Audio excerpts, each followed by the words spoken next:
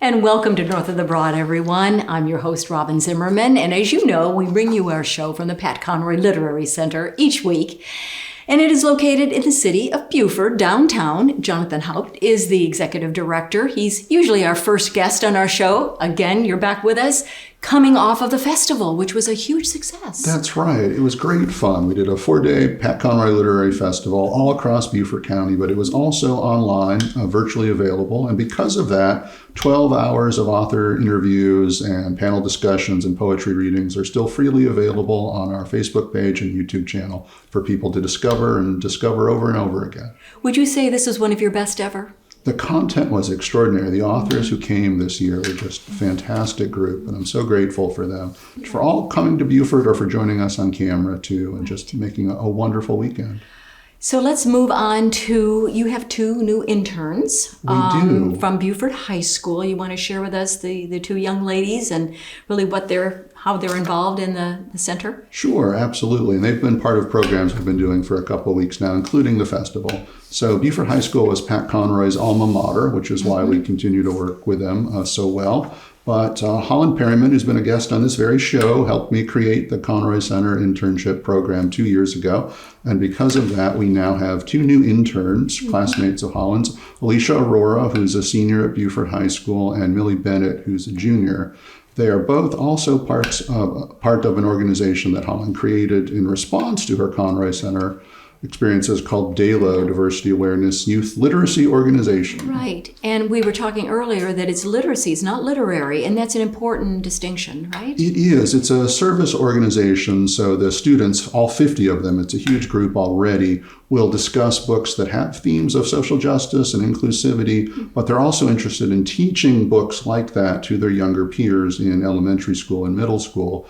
So they take the literacy aspect of what they do very seriously as well. If Holland had not worked with you and been an intern, would this have ever happened, do you think? This vision that she had to work in her high school, she's president of the senior class, amazing young woman. It happened so quickly because Holland believes in us so well. Her passion for these ideals really inspired the other students to get on board for this. If it's something that adults had tried to do, we would still be talking about it. Right. Because it was a peer leadership opportunity. It happened very quickly. Oh, that's so neat. Now, there are a couple of events coming up. There's one virtual. Yes. And that's on November 18th. And then there is another one at Pigeon Point Park, and that is on the 20th. You want to share with us those two events? Absolutely. On the 18th, Holland, Millie, Alisha, and I are interviewing a writer that we got to know during our March 4th program earlier this year. Her name's Kalynn Bayron, and she is a best-selling young adult author.